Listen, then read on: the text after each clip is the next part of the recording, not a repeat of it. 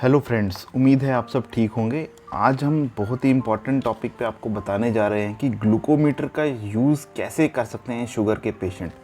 अक्सर शुगर्स के पेशेंट्स की ये काफ़ी कॉमन क्वेश्चंस रहते हैं कि डॉक्टर साहब हमें कौन सा ग्लूकोमीटर यूज़ करना चाहिए, किस कंपनी का होना चाहिए और ग्लूकोमीटर और उसमें कितना वेरिएशन होता है जो लैब वैल्यू होती है।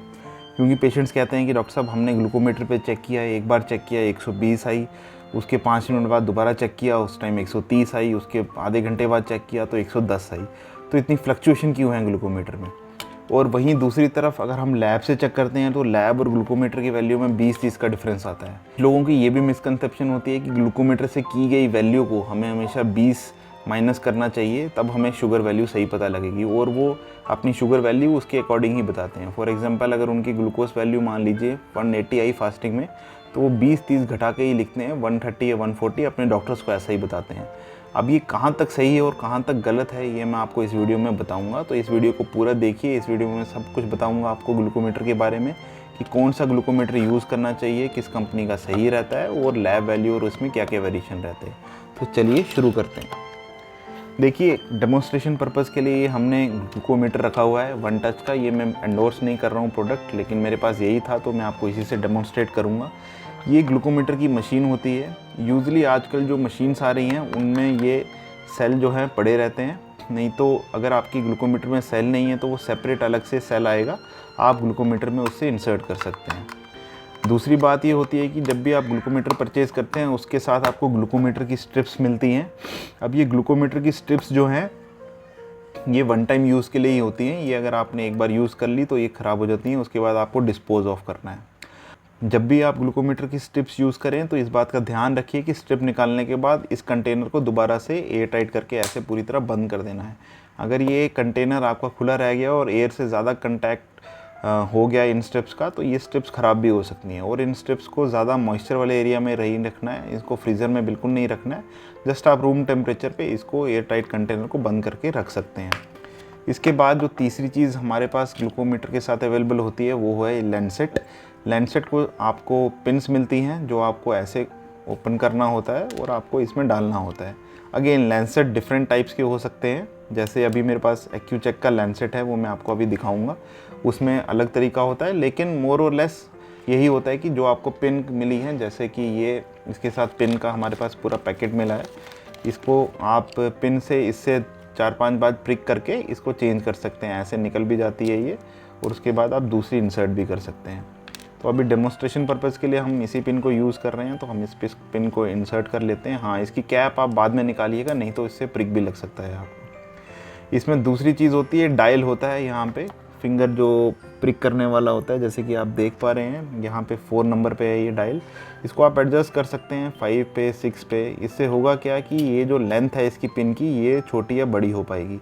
अगर मान लीजिए किसी की स्किन बहुत ज़्यादा थिक है तो उसमें हमें डायल 4 या 5 तक रखना पड़ता है। अगर किसी की स्किन थिन है तो उसको 1 या 2 से भी काम चल जाता है, तो इसकी लेंथ ज़्यादा नहीं होती है। बेसिकली ये यही डेमोन्स्ट्रेट करता है कि ये कितनी डीप प्रिक देगा। अब कुछ पेशेंट्स को ब्लड निकालने में काफ़ी प्रॉब्लम होती है, तो उसमें हम ये 4 या 5 तक रख सकते हैं। अगेन ये भी ग्लूकोमीटर की वैरायटी टू वैरायटी वेरी करता है और ये फिक्स नहीं है हर ग्लूकोमीटर के लिए। तो इसको अब हम भी बंद कर देते हैं। तो कुल मिला के ये है ग्लूकोमीटर के साथ जो आपको सारी एक्सेसरीज़ मिलती हैं। अब इसमें सबसे इम्पॉर्टेंट पार्ट, जैसे कि मैंने पहले भी बताया, ये स्ट्रिप्स ही होती हैं और काफ़ी कॉस्ट भी होती है इन स्ट्रिप्स की। अब इसमें यही आपको ध्यान रखना है, एक तो मॉइस्चर से बचाना है और ऊपर से आपको इसको खुला नहीं रखना है स्ट्रिप को। अगर आप खुला रखेंगे तो ये स्ट्रिप्स ख़राब भी हो सकती हैं। और ज़्यादा टेम्परेचर, हाई टेम्परेचर पे, एक्सट्रीम्स ऑफ टेम्परेचर में, ज़्यादा ठंड में और ज़्यादा गर्मी में इसको नहीं रखना है। रूम टेम्परेचर पे आप इसको स्टोर कर सकते हैं। तो अब मैं आपको बताऊंगा ग्लूकोमीटर यूज़ कैसे करना है। मैं डेमोन्स्ट्रेशन पर्पज़ के लिए अपनी फिंगर को यूज़ करूँगा और आपको बताऊँगा कि ग्लूकोमीटर को कैसे यूज़ करना है। तो दोस्तों, ये है एक्यूचेक का जो प्रिकिंग पेन होता है। इसको भी यूज़ करना बहुत ही आसान है। आपको इसमें से ये फ्रंट पार्ट रिमूव करना है और यहाँ पे आप जो है वो अपना लैंसेट या निडल इंसर्ट कर सकते हैं। उसके बाद आपको इसको क्लोज़ करना है ऐसे, और इसके बाद आपको यहाँ से क्लिक करना होता है। अब ये ऑलरेडी लोडेड है शायद, हाँ। तो इसको अगर आपने यहाँ से क्लिक किया तो ये लोड हो गया। अब ये आपका सिरिंज जो है वो ऑलरेडी आगे आ जाती है। तो इसके बाद आपको फिंगर पे प्रेस करना है ऐसे अच्छी तरह, और उसके बाद इसको दबा देना है, तो यहाँ से ब्लड निकल जाएगा। इसमें सबसे इम्पॉर्टेंट बात है दोस्तों, जब भी आप फिंगर प्रिक से कभी भी ब्लड निकालें तो मेक श्योर कीजिए कि वो ब्लड ज़्यादा क्वांटिटी में होना चाहिए। अदरवाइज़ जो कुछ स्ट्रिप्स होती हैं जिसमें ब्लड ज़्यादा लगता है, अगर उसमें हाफ ब्लड जाएगा तो वो स्ट्रिप आपकी एरर दिखाएगी और वो ब्लड ग्लूकोज आपका चेक नहीं कर पाएगी। तो इसलिए मेक श्योर कीजिए कि जब भी आप फिंगर स्टिक से ब्लड निकाल रहे हैं तो वो ब्लड काफ़ी थोड़ा अमाउंट उसका ज़्यादा होना चाहिए। बिल्कुल थोड़ा ब्लड लेंगे तो आपकी स्ट्रिप वेस्ट हो जाएगी, और स्ट्रिप बहुत कॉस्टली होती है। तो ये कैप मिली है, इसके साथ मैंने कैप अटैच कर दी है इसमें। अगेन मैं नंबर इस पे 4 पे ही रखता हूँ, जस्ट टू डेमोन्स्ट्रेट कि मेरी स्किन क्योंकि काफ़ी थिन है तो मैं इसको आपको चेक करके बताऊँगा। हाँ, जस्ट मेक श्योर कि प्रिक करने से पहले आप ये जो स्ट्रिप है ग्लूकोमीटर की, इसको इंसर्ट कर लीजिए। इसको इंसर्ट करने का तरीका ये होता है कि यहाँ पे आपको मार्किंग बनी हुई है, यहाँ पे ब्लड लेने का यहाँ पे स्पॉट होता है, जैसे कि आप देख पा रहे होंगे यहाँ पे स्पॉट है, यहाँ पे आप ब्लड डालेंगे और यहाँ से आप इंसर्ट करेंगे एरो की डायरेक्शन जहाँ पे है। तो इस ग्लूकोमीटर का यहाँ पे इंसर्शन पॉइंट है, तो जैसे देख पा रहे हैं आप, यहाँ पे ग्लूकोमीटर पे एरो बना हुआ है, अगर आपको क्लियरली विजिबल है यहाँ पे, तो ये देखिए यहाँ पे एरो है। तो इसको मैंने जैसे ही इसमें डाला तो ये ग्लूकोमीटर अपने आप ही ऑन हो गया है। अब ऑन होने के इमीडिएटली बाद आपको ब्लड नहीं डालना होता है, जब तक ये ब्लड ड्रॉप का साइन नहीं आएगा तब तक आपको ब्लड नहीं डालना है। अगर आप ब्लड इसमें पहले डाल देंगे तो इसमें रिस्क ये लेगा कि ये स्ट्रिप जो है इमीडिएटली डिटेक्ट नहीं करेगी और आपकी स्ट्रिप वेस्ट हो जाएगी। स्ट्रिप कॉस्टली है, इसलिए स्ट्रिप को बिल्कुल कॉशियसली यूज़ करें, बिल्कुल समझदारी से यूज़ करना चाहिए। तो अब मैंने यूजुअली हम जो फिंगर्स बोलते हैं वो फिंगर का लेटरल स्पेस, लेटरल जो साइड होती है, मतलब साइड वाला पोर्शन जो है वहाँ पे हमेशा टेस्ट करना चाहिए। मिडिल पोर्शन में हमें अवॉइड करना चाहिए। अगर किसी का ब्लड नहीं निकल रहा है तो हम 1-2 बार उसको ऐसे थोड़ा कर सकते हैं ताकि ब्लड यहाँ पे पूल हो जाए। तो मैं अपने यूजुअली हम रेकमेंड करते हैं कि आप अपने रिंग फिंगर और लिटिल फिंगर को यूज़ कर सकते हैं। पहली 2 फिंगर्स को यूजुअली अवॉइड करना चाहिए क्योंकि यहाँ पे वेब स्पेस होता है और यहाँ पे इन्फेक्शन का आपको खतरा रहता है। तो मैं आपको अपने रिंग फिंगर पे अभी करके दिखाऊंगा। मैंने यहाँ पे डायल कर लिया है और इसको मैंने पीछे ऐसे किया, क्लिक की आवाज़ आई, मैंने इसको आराम से यहाँ पे रखना है। आपको जल्दबाजी नहीं करनी है। आपने, जैसे मैं आपको फिर से बता देता हूँ, इसको आप पहले पीछे खींचेंगे। अगेन ये डिफरेंट ग्लूकोमीटर से वेरी करता है। इसको मैंने पीछे खींचा, एक क्लिक की आवाज़ आई, फिर मैंने इसको छोड़ दिया। अब ये लोड हो गया है। अब लोड होने के बाद जैसे ही मैं इस पर रखूँगा और इसको दबाऊँगा तो मेरा ब्लड निकल जाएगा।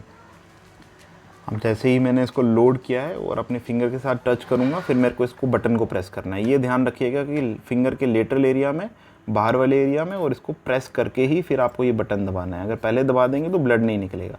तो मैंने प्रेस किया इसको, फिर बटन को यहाँ पे क्लिक किया और मेरे को यहाँ पे थोड़ा सा हल्का सा बिल्कुल पेन फील हुआ है, ज़्यादा पेन नहीं होता है। तो यूजुअली हम बोलते हैं कि पहले ब्लड ड्रॉप को डिस्कार्ड कर देना चाहिए, पहले ब्लड से शुगर नहीं देखना चाहिए। अभी मेरे पास कॉटन नहीं है, नहीं तो मैं आपको दिखाता। तो इस ब्लड ड्रॉप को आप पहला डिस्कार्ड कर दीजिए और सेकंड ब्लड ड्रॉप जो आएगा आपको ज़्यादा प्रेस नहीं करना है, बस हल्का हल्का सा प्रेस कर सकते हैं। तो फिर मैंने इसको, अब ये बंद हो गया है क्योंकि काफ़ी देर से स्टैंड बाई पे था, मैं इसको फिर से डालता हूँ। तो ये देखिए अब इसने ब्लड मांगना शुरू किया और मैंने जस्ट हल्का सा इसको टच दिया है। तो ये मेरे को अब मेरा ब्लड ग्लूकोज बता देगा 138। तो बिल्कुल नॉर्मल है मेरे लिए। तो इससे आप ब्लड ग्लूकोज अपना पता कर सकते हैं बहुत ही ईजीली, बहुत ही कन्वीनियंट है ये। और कहीं पे भी आप ट्रैवल कर रहे हैं, अगर आप कहीं बाहर जा रहे हैं, घर से बाहर हैं, तो ये काफ़ी कन्वीनियंट मेथड है अपने ब्लड ग्लूकोज को चेक करने का। तो ये हम ग्लूकोमीटर को यहाँ पे रख देते हैं। अब इसको स्ट्रिप को आपने फेंकना है और आपका जो ब्लड निकला है इसको कॉटन से आप कवर कर सकते हैं। अब इसमें और एक बात लोग पूछते हैं कि कौन सा ग्लूकोमीटर बेटर है। अब इसमें काफ़ी ग्लूकोमीटर अवेलेबल हैं, एक्यूचेक के हैं, वन टच के हैं, डॉक्टर मोरपेन के हैं, बहुत सारे हैं, कुछ जेनरिक भी हैं। इसमें सबसे इम्पॉर्टेंट बात जो ध्यान रखने वाली है कि ग्लूकोमीटर मोर और लेस सारे एक ही कैटेगरी के होते हैं और मोर और लेस एक्यूरेसी सबकी एक बराबर ही है। एक्यूरेसी यानी कि वो 100% एक्यूरेट आपको कोई भी ग्लूकोमीटर नहीं मिलेगा। अगर आप 10,000 का ग्लूकोमीटर परचेज़ कर रहे हैं, 5,000 का परचेज़ कर रहे हैं या 1,000 का कर रहे हैं, there is not much difference in the accuracy of the glucometers. कोई भी ग्लूकोमीटर कम या ज़्यादा एक्यूरेट नहीं होता है, सारे एक जैसे ही रीडिंग बताते हैं। अब गोल्ड स्टैंडर्ड जो है, जिसको हम बोलते हैं कि कन्फर्मेटरी टेस्ट जो होता है डायबिटीज़ का, वो हमेशा लैब वैल्यू से होता है। अगर किसी को डायबिटीज़ डायग्नोज करनी है तो वो लैब वैल्यू से ही डायग्नोज होगी। आप ग्लूकोमीटर को यूज़ करके डायबिटीज़ को डायग्नोज नहीं कर सकते हैं। तो अगर आपको डायग्नोज करनी है डायबिटीज़ तो प्लीज़ लैब वैल्यू से अपना टेस्ट कीजिए, बिकॉज़ वही सबसे ज़्यादा एक्यूरेट होता है और 100% एक्यूरेसी है। ग्लूकोमीटर का जहाँ तक बात है वेरिएबिलिटी की, कि कितना वेरिएबल रहता है, कितना वेरिएशन रहता है लैब वैल्यू से, तो एक ग्लूकोमीटर चाहे कोई भी हो, उसका 20 या 30 प्लस माइनस दोनों साइड हो सकता है। यानी कि वो 20 या 30 ज़्यादा भी दिखा सकता है रीडिंग और 20 या 30 कम भी दिखा सकता है रीडिंग।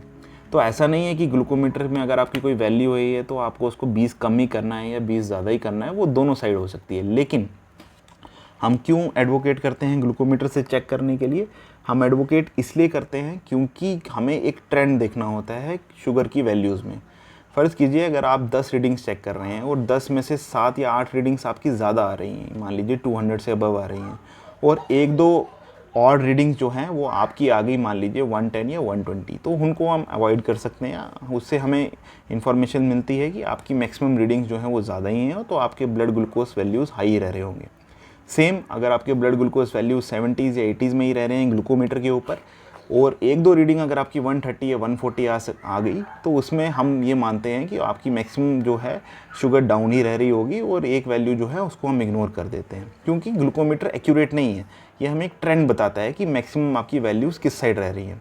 अब इसमें कुछ लोग ये भी बोलते हैं कि हमें एक्यूरेट रीडिंग चाहिए, हमें बिल्कुल, कई लोग बोलते हैं कि हमें लैब वैल्यू ही करेंगे सर, हमें लैब से ज़्यादा वो मिलता है कि ये ज़्यादा एक्यूरेट है। देखिए, हम लैब वैल्यू को खाली डायग्नोज करने के लिए यूज़ कर सकते हैं, और तब हम यूज़ करते हैं जब डिस्क्रिपेंसी आ रही हो, कि बहुत ज़्यादा वेरिएशन आ रही है, कि एक दिन चेक कर रहे हैं तो 130 आ रहा है, अगले दिन चेक कर रहे हैं तो 60 आ रहा है, उसके अगले दिन चेक कर रहे हैं तो 220 आ रहा है।